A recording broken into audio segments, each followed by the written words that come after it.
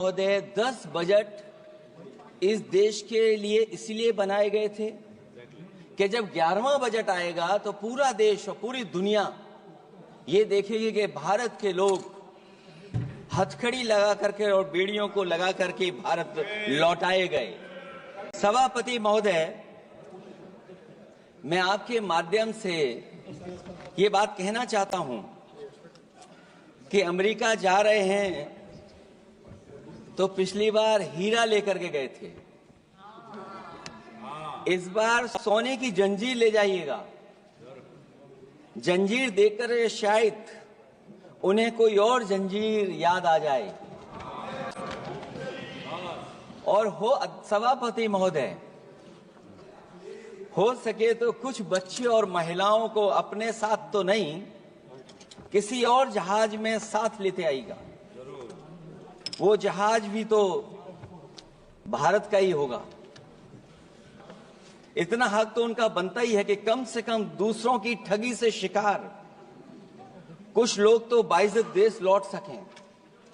वैसे सवाल ये भी है कि आपके रहते ऐसी ठगी कैसे फल फूल रही है। और सभापति महोदय, इस ठगी से सबसे ज्यादा अगर प्रभावित कहीं के लोग हैं तो वो गुजरात के प्रभावित लोग हैं। क्या यही सभापति हमारे विकसित भारत की तस्वीर है? यादव जी, आप सीनियर मेंबर हैं। सभापति पार्लियामेंट्री वर्ड जो आप बोलते हैं थोड़ा सा सोच समझ के बोलिएगा। ये ठगी वर्ड जो है थोड़ा सा इसको हटा दीजिएगा। सभापति महोदय, एक दूसरी तस्वीर में हम लोगों ने देखी, महाकुंभ जो 144 साल बाद एक झूठा प्रचार किया गया। 144 साल। सभापति महोदय, बोलने दीजिए। सभापति महोदय, कुछ पॉइंट रेज करा। सभापति महोदय, ये एक मिनट रुकिए, एक मिनट, जस्ट अ मिनट, एस्ट्रोनॉम, एक minute please, honourable member please, Yadav ji एक मिनट प्लीज, आप बैठे। सभापति महोदय, यादव जी आप बैठे, एक मिनट, आप बोलिए। संविधान का आर्टिकल 25, 26, 27 और 28 ये कहता है कि आप किसी भी रिलीजन के खिलाफ किसी प्रकार की बातें नहीं कर सकते। ये लोग एंटी हिंदू है, ठीक है, ये लोग एंटी हिंदू है, ठीक है, पूरे कांग्रेस के। I got the point, देख लेंगे सब, देख लेंगे इसको। I will see, please be seated, आप लोग बैठिए, हम देख लेंगे। सभापति महोदय, हम देख लेंगे, आप बैठिए प्लीज, आप बोलिए, हम देख लेंगे। गौरव जी बोला है ना, प्लीज आप लोग बैठिए, बोलने दीजिए, नेता को बोलने दीजिए, माननीय नेताजी को बोलने दीजिए। वो महाकुंभ की तस्वीर, क्या हो रहा है? ये भड़काना चाहते हैं। सभापति महोदय, एक मिनट, कोई भी ऐसा वर्ड करके नहीं आए हो, कोई भी आस्था के विरुद्ध में बोला, आपको कोई उसको हटा अधिकार दीजिएगा। नहीं बनता है, आप स्नान करके नहीं आए हो। आपने स्नान नहीं किया कुंभ में। बोल दिया मैंने, सभापति महोदय, बोल दिया प्लीज, आप हटा दिया जाएगा वो। सभापति महोदय, इन्होंने कुंभ में स्नान नहीं किया। आप इधर देखिए, शहर पर देखिए, उधर मत देखिए, शहर को संबोधन कीजिए। अगर फोटो आई होती तो मैं जैकेट वाली भी फोटो देख लेता। आपका कोई गलत फोटो दिखा है, सभापति महोदय, ऐसा लग रहा है। विकसित भारत की जो दूसरी तस्वीर देखी जी, वो तस्वीर न केवल हम लोगों को दुख पहुंचाती है, बल्कि तमाम वो सनातन को स्वीकार करने वाले लोग, उनको दुख पहुंचाया होगा। सभापति महोदय, अगर लोग तकलीफ में रहे, परेशानी में रहे, और ये पहली बार हुआ होगा ऐसा कि लोग 300 किलोमीटर के जाम में फंस गए। न केवल एक मुख्यमंत्री, सभापति महोदय, उन्हें 2-2 मुख्यमंत्रियों को लगाना पड़ा कि कैसे जाम रुक जाए। सभापति, इसके साथ साथ इन्हीं के संगठन के लोगों को जब लगा कि वो व्यवस्था नहीं बना सकते, तो इतने दिनों बाद इनके संगठन के लोगों की अपील है कि भारतीय जनता पार्टी के कार्यकर्ता बाहर आए और लोगों को सुविधा दें, परेशानी दें। ये बात तब सभापति आई है जब लोग दुख, तकलीफ, परेशानी की वजह से इनके खिलाफ चिल्लाने लगे, इनके खिलाफ बोलने लगे। सभापति महोदय, मैं ये पूछना चाहता हूं, जिस स्नान के लिए प्रधानमंत्री गए हो, देश के राष्ट्रपति गए हो, उपराष्ट्रपति गए हो, मंत्री गए हो, क्या यही विकसित भारत की तस्वीर होगी जिसमें आप ट्रैफिक मैनेज नहीं कर पा रहे हैं? आप हर शहर में यह कहा गया कि कोई शहर से निकले नहीं, सब के सब वहीं पर रुक जाएं, आगे नहीं जा सकते, दर्शन नहीं कर सकते। अगर ये सच्चाई नहीं है सभापति महोदय, सब बॉर्डर सील हुए हैं, जितना भारत के लोग सब बॉर्डर सील हुए हैं, और फिर चांद पर पहुंचने का क्या फायदा जब जमीन की समस्याएं न दिखती हों आपको, जमीन की समस्याएं न दिखती हों। और सभापति महोदय, मैं सरकार से जानना चाहता हूं वो ड्रोन कहां हैं? वो जो डिजिटल इंडिया की बात कही गई थी, वो कहां है? जो लोग अभी तक इस बात की डिजिट नहीं दे पा रहे हैं कि कितने लोगों की जान गई है, कितने लोग वहां पर खो गए हैं। सभापति महोदय, इधर विज्ञापन और कार्टूनों की बड़ी चर्चा हो रही थी। मुझे याद है कि एक दिन मैंने अखबार देखा, अंग्रेजी अखबार, और मैं समझता हूं ये माननीय सदस्य जितने लोग रहे होंगे उन्होंने वो अखबार जरूर देखा होगा, न्यूज़पेपर, और उसके फ्रंट पेज पर एक विज्ञापन था, और उस विज्ञापन की जो तस्वीर थी उसमें एक जानवर, मुझे पहचान में नहीं आ रहा, वो शायद गधा रहा होगा, वो जेल के अंदर है। मेरा मन नहीं माना, मैंने उसी दिन सरकार को जगाने के लिए लिखा, और मैं आज सभापति महोदय सरकार के माध्यम से जानना चाहता हूं कि डिजिटल इंडिया करते करते साइबर क्राइम, साइबर लूट और डिजिटल अरेस्ट कितना बढ़ गया है। और जो विज्ञापन दिया था, इस जानकारी के बाद वो विज्ञापन दोबारा अखबार में नहीं आया। वो विज्ञापन की तस्वीर मैं नहीं दिखा सकता हूं, मैं समझता हूं माननीय मंत्री जी उस विज्ञापन को जानते होंगे और देखा होगा उन्होंने। जो विज्ञापन दिया, जनता का भारतीय रिजर्व बैंक से यह सवाल है कि वो अपने ऐसे विज्ञापनों में किसको चित्रित कर रहे हैं और क्यों, और वो कहां से आया है? क्या यह कोई प्रतीकात्मक चित्रण है? यदि हां, तो वो जानवर किसका प्रतीक है? क्या उस सिस्टम का जिसके कंधे पर स्वच्छ और सुरक्षित बैंकिंग की नैतिक जिम्मेदारी है, या उस मंत्रालय का जिसको सुरक्षित बैंकिंग का दायित्व निभाना चाहिए? अगर ये चित्रण जनता को दिखाना चाह रहा है कि ये बहुत ही अनैतिक भी है, जनता इसके लिए मानहानि का दावा भी कर सकती है। अगर आरबीआई यही दिखाना चाह रहा है, तो आप अपने खाता धारकों के प्रति बैंक का ऐसा नकारात्मक रवैया न केवल आपत्तिजनक है, बल्कि घोर निंदनीय भी है। आरबीआई ऐसे विज्ञापनों से नहीं, बल्कि अपने सिस्टम को चुस्त दुरुस्त करके वह जनता में बैंकिंग साक्षरता और बैंकिंग सजगता जागरूकता अभियान चलाकर जनता को सचेत और सावधान करें। उसी के बाद मैं समझता हूं जब भी हम लोग मोबाइल खोलते हैं, कोई ना कोई आवाज सुनाई देती है उसके अंदर। क्या सभापति महोदय, डिजिटल अरेस्ट के माध्यम से लाखों लाख रुपया नहीं लूटा जा रहा है? आखिरकार उसके लिए जिम्मेदार कौन है? कौन जिम्मेदार है उसके लिए? जो बजट दिया है, जो बजट में बातें निकल करके आ रही हैं, बजट में पीडीए के उत्थान के लिए कुछ भी नहीं है सभापति महोदय। और जो लोग अपनी जीडीपी की न जाने कितनी कहानियां बताते थे, आज वो जीडीपी रेट क्यों कम होता चला जा रहा है? क्यों जीडीपी 6.4% के आसपास पहुंच गई है? न केवल जीडीपी, बल्कि आज अगर हम 87 रुपए लेकर के ही $1 ले सकते हैं। कभी डॉलर को नीचे गिरने की कहानी कहीं किसी से जोड़ दी गई थी। आज सोचिए कितने रुपए हम इकट्ठे करते हैं, तब जाकर के हमें $1 मिलता है। क्या सरकार के पास इसका कोई जवाब है? इस ग्रोथ रेट के कम होने का कारण जो सभापति महोदय मुझे समझ में आता है वो इन्वेस्टमेंट की कमी और कंजप्शन की कमी है। ये देश की आर्थिक विकास की स्थिति पर प्रश्न चिन्ह लगाता है। और यही नहीं, सभापति महोदय, जो भेदभाव बढ़ता चला जा रहा है, जो खाई पैदा होती जा रही है, इन्हीं के आंकड़े बताते हैं कि खाई कितनी है। मुट्ठी भर लोगों के पास पूरे देश की संपदा पहुंच गई। जो ज्यादा लोग हैं वो गरीब हैं। उनके जीवन यापन के लिए 80 करोड़ लोगों को आपको राशन बांटना पड़ रहा है। क्या यही विकसित भारत की तस्वीर है? और फिर दुनिया में हम पर कैपिटा इनकम में कहां खड़े हैं?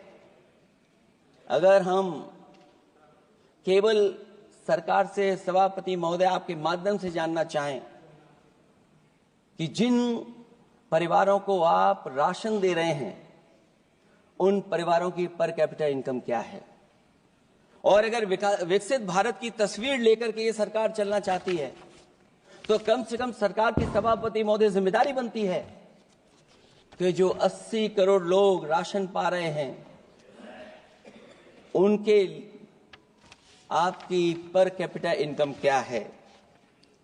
एक बहुत प्रिय काम सरकार का है, इतना प्रिय है कि उसका नाम बदल करके इज्जत घर कर दिया गया। मुझे याद है कि एक छत्तीसगढ़ में बुजुर्ग मां, जिसने बकरी बेच करके अपना शौचालय बनाया था, और बकरी बेचने के बाद शौचालय जब बनाया तो देश के प्रधानमंत्री जी ने उनका सम्मान किया। आखिरकार सवाल यह है कि बकरी उसे क्यों बेचनी पड़ गई? इसका मतलब यह है कि आपकी जो बनाई हुई स्कीम है वो जमीन पर नहीं पहुंच रही है, उसके लिए पर्याप्त पैसा नहीं पहुंच पा रहा है। आखिरकार पैसा क्यों नहीं पहुंचा, ये तो सरकार की जिम्मेदारी है। और फिर सभापति महोदय, जो शौचालय बनाए हैं उनमें पानी किसी में नहीं पहुंचता, क्या यही विकसित भारत की तस्वीर बनेगी? वैसे तो सभापति महोदय, हम लोग डबल इंजन बहुत सुनते थे, और अब इस बजट में 2 इंजन और बढ़ गए हैं। सभापति महोदय, ये 4 इंजन वाला है बजट। 4 इंजन। लगता तो ऐसा है कि ये एक के बाद एक इंजन खराब हो गया होगा, इसीलिए इन्हें 4 इंजन लगाने पड़े हैं। ये जनता को धोखा दे रहे हैं 4 इंजन की बात कर करके। क्योंकि जब उत्तर प्रदेश को देखते हैं तो वहां पर जो डबल इंजन की सरकार चल रही है वो डबल ब्लंडर कर रही है। उनके डबल ब्लंडर देखने को मिलने हमें। और अगर ये 4 इंजन की सरकार है, जो सबसे पहला इंजन है सभापति महोदय, वो हमारे किसान और कृषि का है। 10 साल गुजरने के बाद भी और इतने बजट आने के बाद भी आज तक किसानों की आय दोगुनी नहीं हुई। यह हमारे तमाम माननीय सदस्य समय समय पर अपने क्षेत्र की जो समस्या है फसल को लेकर के सवाल खड़ा करते हैं। कई किसान नेता आंदोलन कर रहे हैं, अभी भी आंदोलन चल रहा है। सभापति महोदय, इस सरकार के पास जो विकसित भारत का सपना दिखा रही है, अभी तक किसान की आय दोगुनी कैसे हो उसका कोई रोड मैप नहीं है इनके पास। अगर कोई रोड मैप रहा हो तो बता दें हमें। और फिर एमएसपी की कानूनी गारंटी। सभापति महोदय, हजारों किसानों की जान चली गई कि एमएसपी को कानूनी गारंटी मिले, लेकिन आज भी वो गारंटी नहीं मिल पा रही है। क्या यही हमारा विकसित भारत होगा जिसमें किसान को एमएसपी नहीं मिलेगी, उसकी कोई गारंटी नहीं है? जो किसान की आय दोगुनी का सपना ले रहे थे, उन्होंने स्वामीनाथन जी को भारत रत्न तो दे दिया, लेकिन उनके कही हुई बातों को अभी तक नहीं पहुंचा पा रहे हैं। जो फसलें दलहन तिलहन बढ़ावा देने के लिए जो मिशन की घोषणा की गई थी, वो क्या मिशन अभी पूरा हुआ है? क्योंकि अभी तक हम लोग तिलहन इंपोर्ट कर रहे हैं। दलहन तिलहन के बारे में पहले बजट से कहा जा रहा है, अध्यक्ष महोदय, आज भी हम लोगों को इंपोर्ट करना पड़ रहा है और उसका परिणाम यह है कि हम अपने किसानों को जो लाभ देना चाहते हैं वो नहीं लाभ दे पा रहे हैं। प्रधानमंत्री धन धान कृषि योजना 100 पिछड़े जिलों के लिए घोषित हुई है, लेकिन इसके लिए कोई बजट नहीं दिया गया है। फल और सब्जी का उत्पादन को बढ़ावा देने के लिए भविष्य में योजना बनाई जाएगी। यही 4 इंजन की बजट है कि फल और सब्जी के लिए बाद में बजट बनाया जाएगा, बाद में बजट घोषित होगी, पॉलिसी क्या होगी वो बाद में तय होगा। कृषि क्षेत्र में रिसर्च और डेवलपमेंट के लिए अधिक धन की आवश्यकता है, शायद इस बजट में अध्यक्ष महोदय वो नहीं दिखाई दे रहा है। कृषि क्षेत्र में कार्यबल करीब 46% है, लेकिन जीडीपी में इसका योगदान केवल 18% है। किसानों की खराब आर्थिक स्थिति को दर्शाता है कि अभी हमारा किसान गरीब है। फसल बीमा योजना, मुझे याद है फसल बीमा योजना को लेकर के न जाने कितना प्रचार किया गया, लेकिन सच्चाई तो यह है कि जब क्लेम करने की बात आती है तो जो आंकड़े बताते हैं वो अभी भी 3% से ऊपर नहीं पहुंच पाए हैं। किसान के कर्ज के कारण किसान आत्महत्या कर रहा है। क्या विकसित भारत की यही तस्वीर होगी कि लाखों लाख किसान हमारा आत्महत्या कर ले? अब तो सुना है कि वो आंकड़े भी आना बंद हो गए हैं। हमें किसान के ऊपर कर्ज और कर्ज के ऊपर कर्ज नहीं बनाना है। जिस तरीके से आप बड़े बड़े उद्योगपतियों का ध्यान रखते हैं कि उनका समय समय पर कर्ज माफ करते हैं, मुझे पूरा भरोसा है कि हमारे देश के किसानों का भी कर्ज माफ होना चाहिए, उनको कर्ज से मुक्ति दिलाना चाहिए। अगर क्लाइमेट चेंज की बात होगी तो सबसे पहले असर अगर किसी पे पड़ेगा तो सबसे पहले प्रभावित अगर कोई होगा तो हमारा किसान प्रभावित होगा। उसके लिए क्या आपके पास रोड मैप है? हमारे माननीय सदस्यों ने बहुतों ने कहा है जीएसटी को लेकर के न जाने क्या क्या सरकार बनाती है और जीएसटी से लगातार व्यापारियों को उलझा रही है। जब तक जीएसटी के बारे में व्यापारी समझ पाता है तब तक जीएसटी को बदल देते हैं, तरीका बदल देते हैं। अभी भी किसानों के जितने भी इक्विपमेंट हैं उनमें 18-12% जीएसटी लिया जा रहा है। कम से कम अगर विकसित भारत का सपना ये सरकार देख रही है तो सभी के सभी एग्रीकल्चर इक्विपमेंट जो हमारा किसान इस्तेमाल करता है उसमें 0 जीएसटी होनी चाहिए। मैन्युफैक्चरिंग सेक्टर को बढ़ावा देने के लिए और कई योजनाएं सरकार लाई है। भंडारण की सुविधा किसको मिल रही है? सभापति महोदय, भंडारण को लेकर के भी सरकार का कोई रोड मैप जरूर होना चाहिए। ये कैसी अर्थव्यवस्था है अध्यक्ष महोदय, जहां पर अर्थव्यवस्था को तो हम 3रे नंबर पे पहुंचा रहे हैं, लेकिन नौकरी और रोजगार उसके पास नहीं है। ग्रोथ है, ग्रोथ बताना चाहते हैं, लेकिन रोजगार और नौकरी नहीं है। जो इनके मैन्युफैक्चरिंग के तमाम मिशन थे, नेशनल मैन्युफैक्चरिंग मिशन, जब तक इन्वेस्टमेंट का वातावरण नहीं सुधरेगा तब तक इन्वेस्टमेंट नहीं हो सकता। हमारा नेशनल मैन्युफैक्चरिंग मिशन आगे नहीं बढ़ सकता। दूसरा इंजन इन्होंने बताया एमएसएमई, और एमएसएमई को लेकर के बहुत चिंता व्यक्त की। बजट भाषण में एमएसएमई सेक्टर को विकास का द्वितीय इंजन बताया गया, जो सही है, परंतु एमएसएमई के विकास के लिए बजट में कोई विशेष व्यवस्था नहीं की गई है। भारत में एमएसएमई के क्षेत्र में 11 करोड़ लोगों को रोजगार प्रदान 11 करोड़ लोगों को रोजगार प्रदान करता है, और इसमें सबसे ज्यादा रोजगार मिलता है जो कि हमारी माइक्रो यूनिट्स हैं। उनके लिए कोई योजना नहीं है, उनको विशेष मदद के लिए कोई प्रावधान न पहले किया गया न इस बजट में किया गया है। मैं केवल यूपी के बारे में कहना चाहता हूं कि यूपी में लगभग 96 लाख एमएसएमईज हैं, लेकिन केवल 14 लाख पंजीकृत हैं। पूरे देश में 6 करोड़ हैं। एमएसएमई के विपरीत केवल 1 करोड़ पंजीकृत हैं। अध्यक्ष महोदय, अगर 96 लाख एमएसएमईज हैं केवल यूपी में, 6 करोड़ पूरे देश में हैं और पंजीकृत केवल 14 लाख और 1 करोड़ हैं, तो इसका मतलब यह है कि ज्यादातर एमएसएमई सेक्टर को सरकारी योजनाओं का कोई लाभ नहीं पहुंच पा रहा है। मुझे उम्मीद है कि एमएसएमई को लाभ पहुंचाने के लिए सरकार जागरूक होगी और अपनी डबल इंजन सरकारें जहां जहां चल रही हैं उनको जगाने का भी काम करेंगे। अध्यक्ष महोदय, एक समय ऐसा भी था जब लोग बजट के आने पर खुश होते थे, क्योंकि बजट नई उम्मीद जगाता था, देश और जनता को आगे की ओर ले जाता था।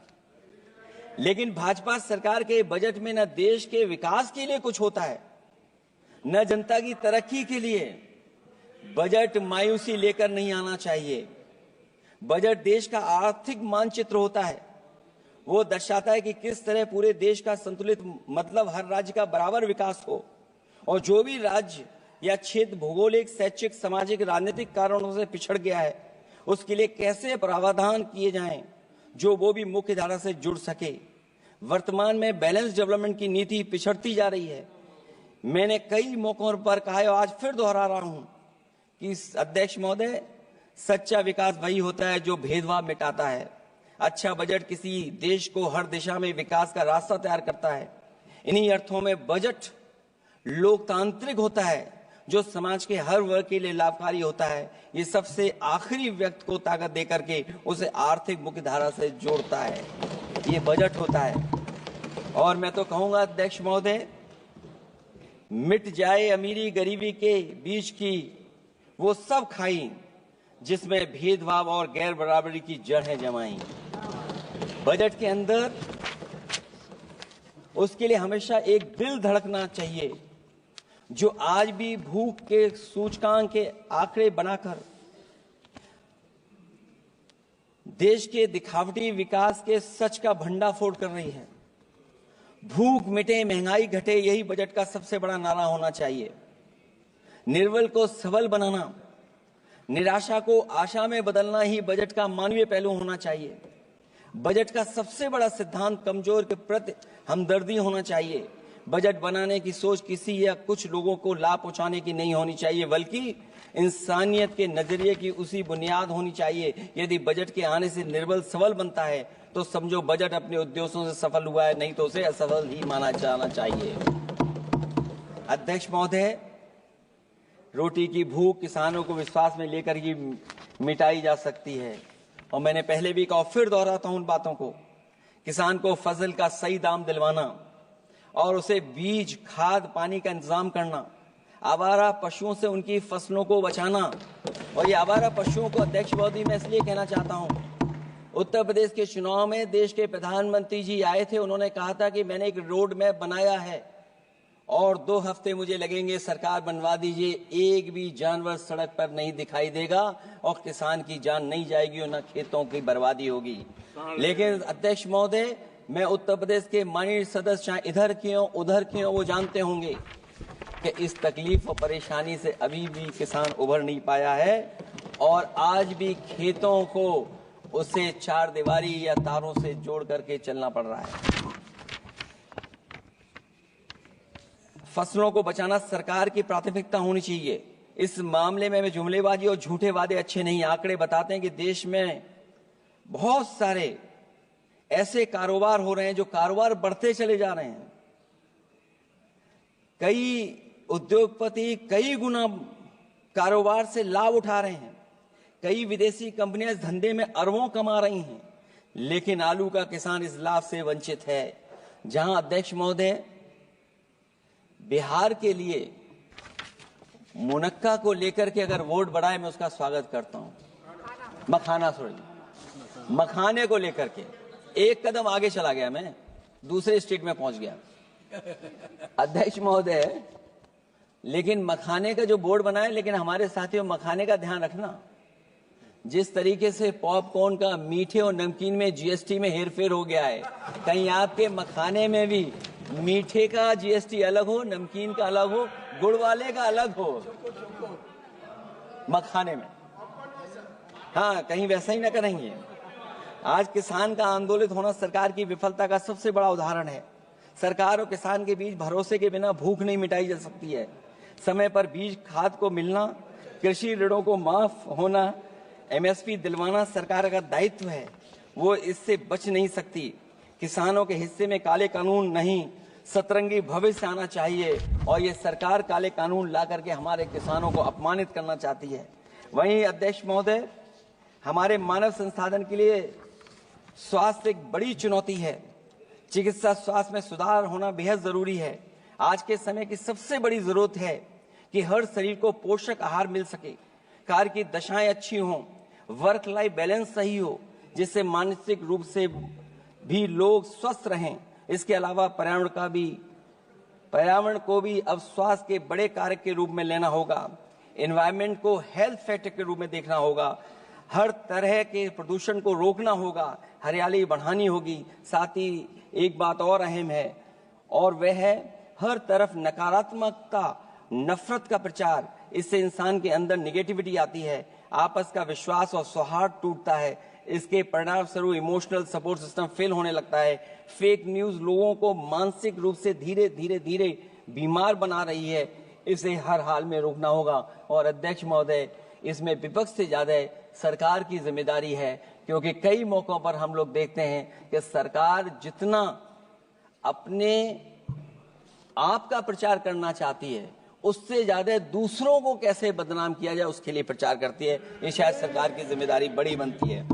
इससे देश के मानव संसाधन में जो जानबूझ करके आपसी अविश्वास बढ़ाया जा रहा है और समाज में सौहार्द को भी जानबूझ करके घटाया जा रहा है, जिससे कुछ लोग अपनी सियासी रोटियां सेक सकें, इसके लिए सख्त कानून लाना चाहिए। अध्यक्ष महोदय, एक तरफ सरकार लोगों को सही इलाज नहीं दे पा रही है, दूसरे जीवन और स्वास्थ्य बीमा पर भी टैक्स लग रहा है। सरकार मुनाफा कमाने के लिए नहीं बनती है, बल्कि जनता के कल्याण के लिए बनती है। ये बात कुछ लोगों को याद रखनी चाहिए। अगर आप अध्यक्ष महोदय, अगर काम है भी तो सही दाम नहीं मिल रहा है। ये बात अगर एक पढ़े लिखे युवा के लिए सही है, तो एक मजदूर के लिए भी दिन भर कमर तोड़ मेहनत तो करता है, लेकिन उतना पैसा मजदूरी में नहीं पाता है कि अपनों का अपना पेट भर सके। आज जबकि देश की अधिकांश आबादी युवा है, ऊर्जा से भरी हुई है, कुछ करना चाहती है, ऐसे में सरकार को सिर्फ ये करना है कि वो देश के कारोबारी वातावरण और व्यावसायिक व्यवस्था का निर्माण करे, लोगों के टैलेंट को पहचाने, उसकी सच में स्किल मैपिंग करे, जिससे युवा को प्रतिभाओं के अनुसार उसको काम रोजगार मिल सके, जिससे युवाओं को देश के निर्माण में अपना योगदान करने का मौका मिले। अध्यक्ष महोदय, जब से ये सरकार बनी है, महंगाई बढ़ती चली जा रही है।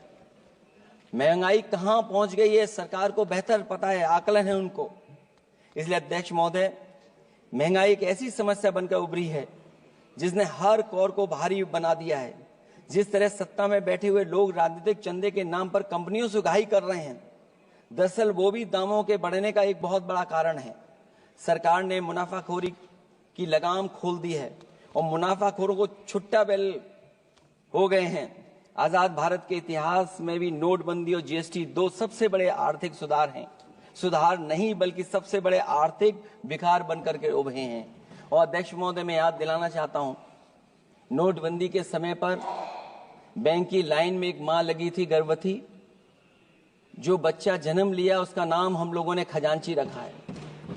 अब वो काफी बड़ा हो गया है, साइकिल भी चला लेता है।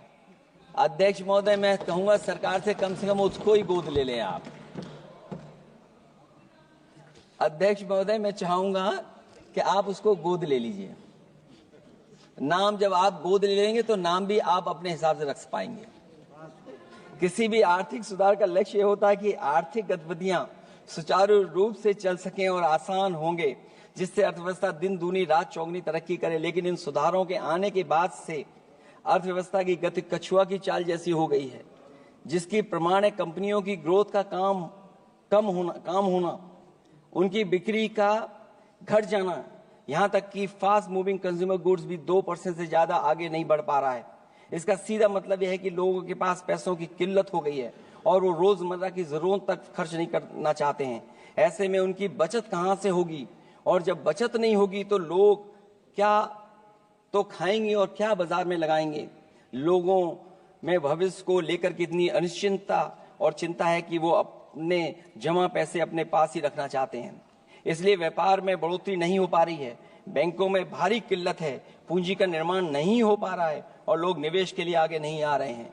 और इसलिए मैं अध्यक्ष महोदय कहना चाहता हूं कि उत्तर प्रदेश सरकार ने एक बहुत बड़ा आयोजन किया था, इन्वेस्टमेंट मीट, 40 लाख करोड़ का एमओयू हुआ। मैं अध्यक्ष महोदय आपके माध्यम से जानना चाहता हूं सरकार से, अध्यक्ष महोदय मैं आपके माध्यम से सरकार से जानना चाहता हूं कि जो अपने आप को डबल इंजन की सरकार कह रहे हैं, वो उत्तर प्रदेश के इन्वेस्टमेंट के लिए क्या सहयोग कर रहे हैं। ये दुर्भाग्यपूर्ण है कि आत्मनिर्भरता की बात करते हुए भी हमारा शेयर बाजार विदेशी निवेशकों पर निर्भर करने लगा है। जब वो पैसे लगा देते हैं तो शेयर बाजार में उछाल आ जाता है, नहीं तो उसे धड़ाम होते देर नहीं लगती है और एक एक दिन में हमारे निवेशकों का लाखों करोड़ों का नुकसान हो जाता है।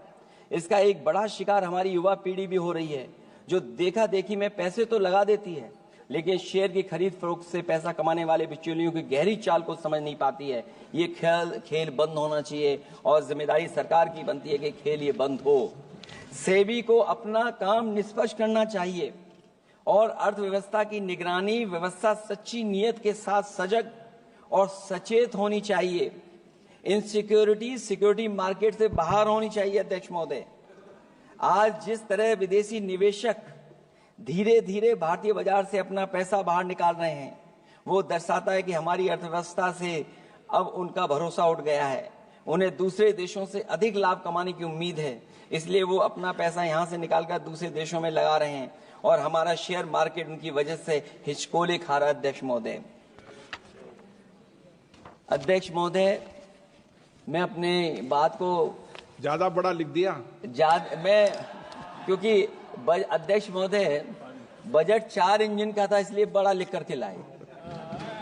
कोई बात छूटे ना, क्योंकि सरकार तक वो बात पहुंच जाए। नहीं, क्योंकि अध्यक्ष महोदय अगर 11वां बजट तो 4 इंजन लगाने पड़े तो कहां विकसित भारत बन रहा है। जीएसटी को भ्रष्टाचार से मुक्त करना होगा, व्यापारियों के प्रति विश्वास जताना होगा।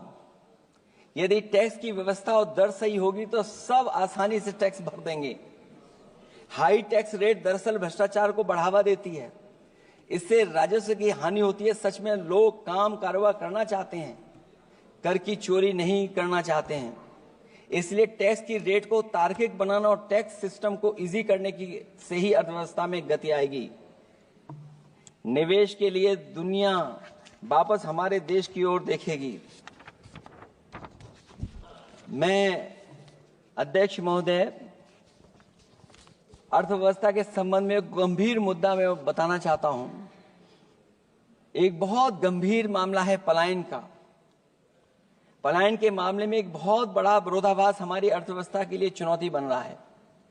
एक तरफ वो सबसे अमीर वो लोग जो अपनी पूंजी का निवेश करते हैं और दूसरी तरफ सबसे गरीब वो लोग हैं जिनके पास अपने श्रम निवेश करने के अलावा कोई दूसरा रास्ता नहीं है। ऐसे हजारों अरबपति बाहर के देशों में ज्यादा उम्मीद देखते हुए अपनी पूंजी लेकर देश छोड़कर जा रहे हैं।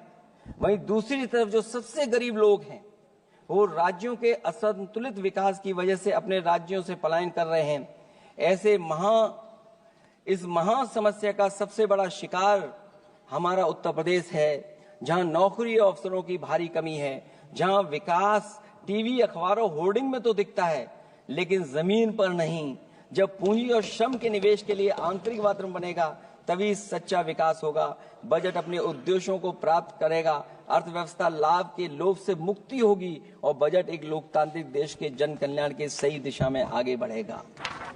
अध्यक्ष महोदय, बजट विकास में तेजी लाने का इसका मतलब यह है कि पिछले 11 सालों के भाजपा ने विकास के लिए कछुए की चाल चली है। जब उन्होंने समावेशी विकास सुनिश्चित करने के लिए संकल्प लिया तो ये बात खुली की हुआ है। मतलब कुछ लोग वहताशा आगे बढ़ गए हैं और बाकी नीचे की ओर जा रहे हैं। निजी क्षेत्र के निवेश में को नई जान डालने की बात करने का अर्थ ये निकलता है कि भाजपा राज में निजी क्षेत्र बेजान हो गया है। नोटबंदी और जीएसटी के लिए सुधार नहीं, विकार साबित हुआ। अध्यक्ष महोदय, परिवारों के मनोभाव में उल्लास भरने की बात करने वो स्वीकार कर रही हैं, लोगों को मुस्कुराना बंद कर दिया है। अच्छे दिन न इनके राज में आए हैं और न आएंगे आने वाले समय में भी। भारत के बढ़ते मध्यम मार्ग को खर्च करने की शक्ति को बढ़ाने की बात तो मतलब है कि मध्यम वर्ग के हाथ खाली हैं। आज आप आयकर की बात कर रहे हैं। हम लोगों ने बहुत पहले इस बात की मांग की थी, इसलिए कि 12 लाख के कम से कम उनको कर से। वित्त मंत्री जी ने कहा कि हम सब मिलकर के अधिक संपन्नता लाने और विश्व में अपना स्थान बनाने और अपने राष्ट्र की अनंत क्षमता को बढ़ाने के लिए अपनी यात्रा कर रहे हैं। तो उनकी असली मतलब ये था कि वो बस चल रहे हैं। ये यात्रा निरर्थक है। अगर 11 साल बाद भी मंजिल का अता पता नहीं है तो ये यात्रा कौन सी है? अध्यक्ष महोदय, जब आपने कहा कि हमारे सामने प्रतिकूल भू राजनीतिक परिस्थितियां हैं, तो अध्यक्ष महोदय ये बताए सरकार कि आपने उन्हीं प्रतिकूलों को क्यों होने दिया, प्रतिकूल परिस्थितियों को क्यों बनने दिया? हमारे संबंध पड़ोसियों से क्यों खराब हुए? हमारी सीमाएं क्यों असुरक्षित हुई? हम क्यों अपनी बात अंतर्राष्ट्रीय पटल पर रखने में कामयाब नहीं हुए हैं? जब आपने कहा कि हमारी अर्थव्यवस्था सभी प्रमुख वैश्विक अर्थव्यवस्थाओं के बीच सबसे तेजी से बढ़ने वाली अर्थव्यवस्था है, तो आप ये क्यों भूल गए कि हमारा रुपया उनके शासनकाल में सबसे निचले स्तर पर पहुंच गया है? सबका विकास का आपका नारा सबका विनाश में कैसे बदल गया है? क्योंकि जब रुपया नीचे जाएगा तो विनाश का ही रास्ता खोलेगा। बड़े से लेकर छोटे उद्योग धंधे दुकानदारी सब चौपट क्यों हो गए हैं? मेक इन इंडिया, मुद्रा योजना, स्किल इंडिया, ये सब नाकामी की किताब के चैप्टर कैसे बन गए? वहां सवाल ये कि कैसे व्यापार कारोबार केवल कुछ लोगों के हाथ में ही सिमट गया और बाकी सबका काम धाम क्यों मिट गया? अध्यक्ष महोदय, हम भी मानते हैं कि कोई देश केवल उसकी मिट्टी से नहीं है, बल्कि देश उसके लोगों से है। लेकिन आप लोग ये बात सिर्फ कहते हैं, करते नहीं हैं। जनता आपके लिए बस नारे का विषय है।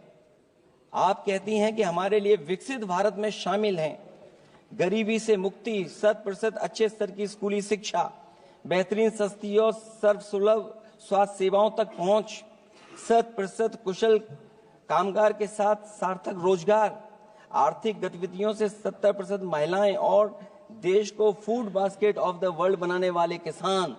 अगर ये आपका लक्ष्य है, पर क्या आपके राज्य में अमीरी गरीबी की खाई नहीं बढ़ी? भू के इंडेक्स में हम कहां जा पहुंचे हैं? स्कूली शिक्षा का बजट कम नहीं हुआ, स्वास्थ्य सेवाएं महंगी नहीं हुई, यहां तक कि अपने स्वास्थ्य बीमा पर भी टैक्स लगा दिया है। आपने योग्य लोगों को बेरोजगारी के अंधेरे में धकेला और आपके बड़े बड़े नेताओं ने तो यहां तक कह दिया कि कमी नौकरी की नहीं है, योग्यता की है। अपनी युवा पीढ़ी को हताश निराश करने का पाप आप लोगों ने किया है। कुशल कारीगर के नाम पर आपने युवाओं को डिलीवरी पर्सन बनाकर छोड़ दिया है। आपके राज्य में महिलाओं के खिलाफ अपराध के आंकड़े बढ़े हैं। ऐसे असुरक्षित माहौल में आप कैसे आर्थिक गतिविधियों में उनकी भागीदारी की बात कर सकते हैं? आपके मंत्रिमंडल में ही कितनी भागीदारी है, ये आपसे अच्छा और कौन जानता होगा। रही बात फूड बास्केट की, रही बात food basket of the world बनाने की बात, तो पहले आपसे आग्रह की आप अपने लोगों की थाली भर दीजिए। ऐसे हवाई जुमले उछालिए, कम उछालिए। इनमें अध्यक्ष महोदय, मैं अपनी बात को खत्म करता हुआ इतना ही कहना चाहता हूं कि इस बजट में जिन 6 क्षेत्रों में परिवर्तनकारी सुधार की बात कही गई है, उनमें से कराधान अब तक सफल नहीं होगा जब तक उसे सरल, पारदर्शी और ईमानदार नहीं बनाया जाएगा। जब तक विद्युत क्षेत्र को निजी हाथों में सौंपकर मनमानी वसूली से रोका नहीं जाएगा।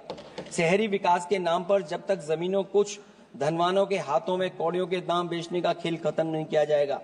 खनन के नाम पर जब तक जल, जंगल, जमीन पर आदिवासी पारंपरिक अधिकार की हकमारी की हेराफेरी रोकी नहीं जाएगी, और जब तक वित्तीय क्षेत्र और विनियामक सुधार की निष्पक्ष कोशिश नहीं की जाएगी। अंत में मैं अध्यक्ष महोदय इतना ही कहना चाहूंगा कि असली तरक्की है वही जो हर फर्क मिटाती है। असली तरक्की है वही जो हर फर्क मिटाती है, जो हर तरफ खुशहाली के गुलशन खिलाती है। इन्हीं शब्दों के साथ अध्यक्ष महोदय मैं धन्यवाद देना चाहता हूं। मैं इस बजट का विरोध करता हूं। ये रोड मैप कहीं नहीं दिखाता है कि जिससे विकसित भारत बने। बहुत बहुत धन्यवाद अध्यक्ष जी आपका।